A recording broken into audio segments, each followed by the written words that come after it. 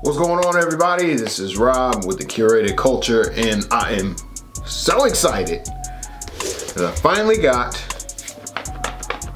you know what this is?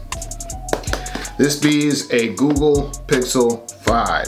I have been waiting on this for weeks and weeks and weeks and weeks and weeks, and FedEx finally dropped this boy off to me today.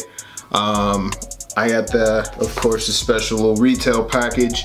So I'm gonna fire this dude up, we're gonna check it out, and I'm going to explain within my little first impression / unboxing here why the Google Pixel 5, despite it being a very good phone, why it is forcing me to switch to iPhone this year.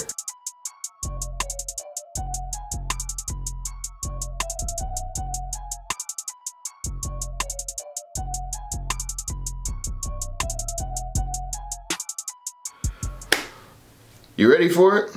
All right, let's get into it. But before we do, make sure that you are subscribed to this channel. Make sure you ring that bell icon so you get notified every single time that I upload. And as always, if you like this video, make sure that you give it a thumbs up and comment down below what your favorite part of it was. Let me know if I stumbled, if I misstated a fact or anything like that. Let me know all of that fun stuff. Cool? Cool. All right, let's crack this open and let's check it out. All right, guys, here she is. The brand new Google Pixel 5 with sticker. Initially, right out of the box, I will say I'm almost immediately, I don't want to say completely disappointed with it, but one of the biggest things, one of the biggest drawbacks, strike number one with this phone, is they made the Pixel 5, of course, and then they also made a Pixel 4a 5G. Now the 5G 4a is bigger than the Pixel 5, but it's also still a bit smaller than the actual Pixel 4 XL. So the phones themselves are stark contrasts of each other, right? The Pixel 4 XL has a very large forehead and a big bezel at the top, basically to accommodate for the Soli motion sensor and the front-facing camera. So you had a lot of space right at the top of the bezel.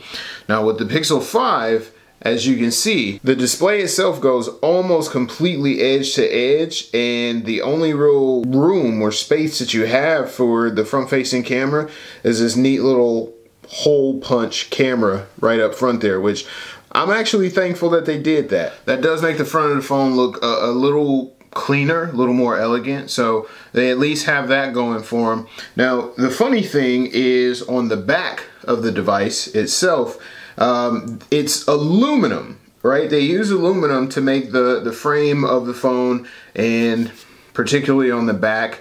But this phone also supports wireless charging. So there is a little cutout somewhere along here that is actually glass, but you wouldn't be able to find it because they also coated the whole back of the phone with this really weird, kind of funky feeling, soft touch material. It kind of has the same consistency of like cardboard or construction paper, and it feels really weird in the hand, right? Now another thing that I really like about this phone is with the absence of the Soli radar that was in the Pixel, or get an alert. With the absence of the Soli radar that was in the Pixel 4 and Pixel 4 XL, security has changed a little bit, right? So you had the Face Unlock, Face ID on the Pixel 4 or 4 XL, whereas on this guy, you have the glorious return of that beautiful plain Jane fingerprint reader right along the back of the phone there. Now the fingerprint reader on the Pixel phone was by far the star of the show, with the 2 and the 3 and the 3 XL, just solely because it just flat out worked. It was fast, it was efficient, and you could also toggle it so that it handled gestures like swiping down to reveal your notification bar and things like that. So it makes a triumphant return on the Pixel 5, which is awesome. And I don't know. I think if I had to choose between the two, knowing how well one worked over the other, I would say that's definitely a win. I do really tremendously dig the Fingerprint Reader. Now the screen itself is a 6-inch OLED display with what Google is calling smooth scrolling, which is essentially like a code word for a 90 Hertz display. In an age where you have some displays that go all the way up to 120 Hertz, 90 Hertz feels like not the greatest thing at all. But I totally understand why Google made it that way, and it's essentially because better battery life. So with the Pixel 4 and 4 XL, you kind of got stuck in this really weird space of bad battery life, especially if you turned on both the smooth scrolling or the 90 Hertz display and you had motion sense and Face ID rolling or Face Unlock rolling on the Pixel 4.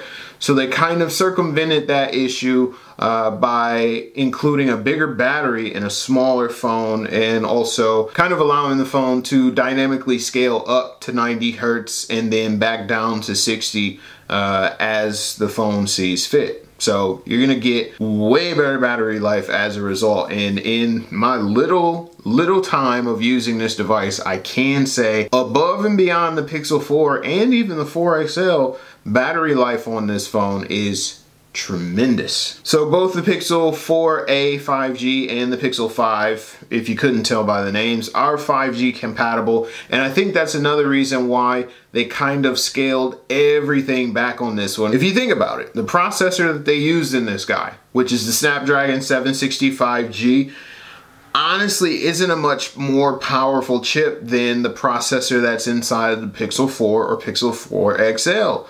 Now what it is better at is it does A, allow for 5G connectivity, and B, it is a more battery efficient processor.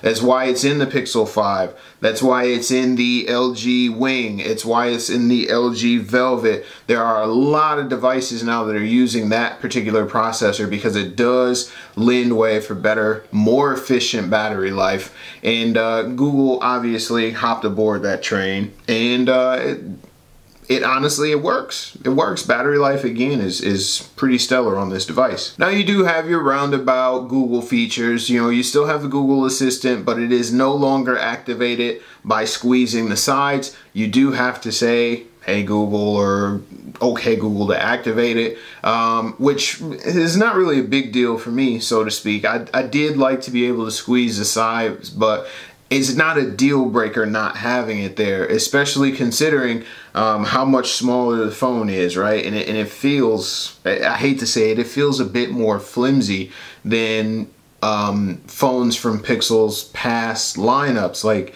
comparatively speaking, there's a night and day difference in the feel of the phone, right? This phone just feels more solid. It feels more sturdy. It feels like a more premium handset.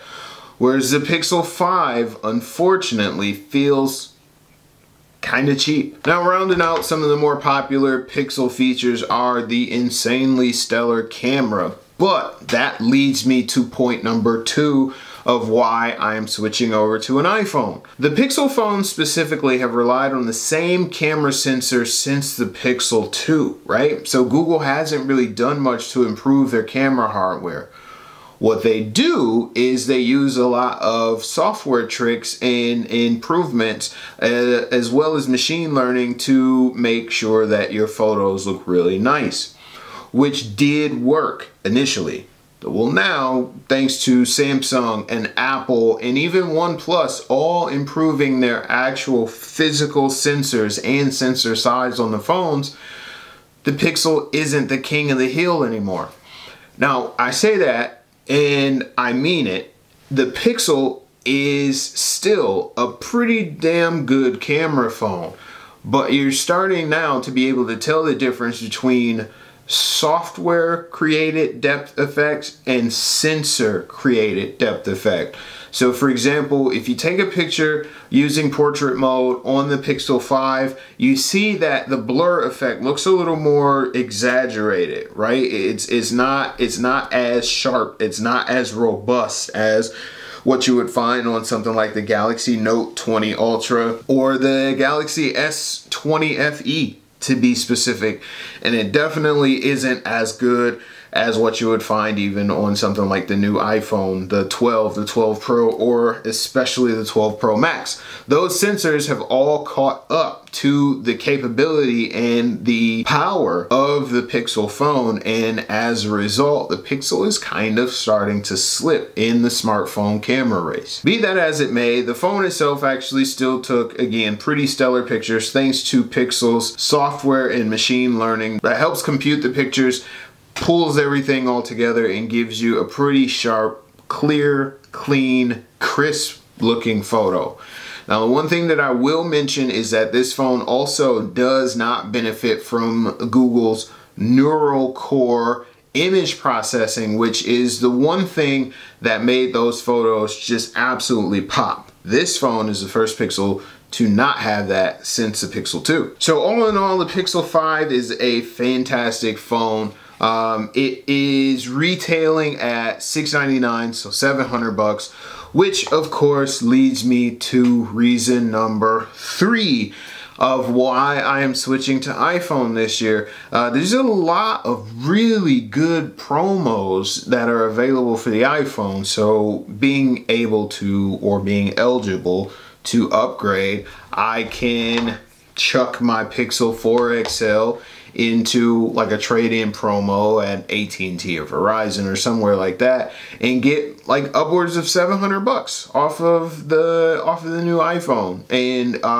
honestly, comparatively speaking, I would still much rather spend $300 or $400 or $500 on a 12 Pro or a 12 Pro Max versus spending $700 on this guy. At the end of the day, the Pixel 5 is a very, very, very good mid-range phone. Somebody like myself, I like my higher end devices, and I had already kind of committed to making the switch even after picking up the Pixel 4 last year. I didn't see enough improvements on the Pixel 4 to continue to justify it, and then once I actually saw the specs and how the Pixel 5 was going to look, I decided that for my daily driver, my primary device, I will be using iPhone. But don't let that dissuade you from picking up this phone, because as I said in the intro, it is still a very, very good phone.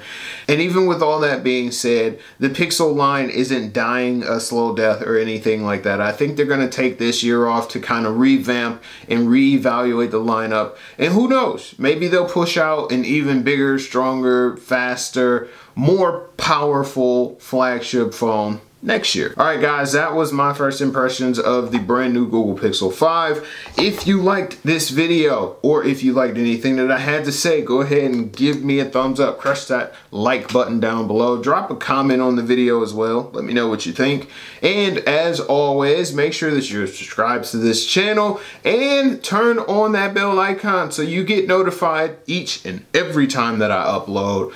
Don't miss a beat. Follow me over on the social media, on the TikToks, on the Instagrams, on the Snapchats via @RobbieDiesel. And as always, follow us along at _curated culture on Twitter and at the curated culture on Facebook and Instagram. Thank you guys so very much for watching this video. Stay safe, take care of yourselves, and I will catch y'all on the next one. Peace.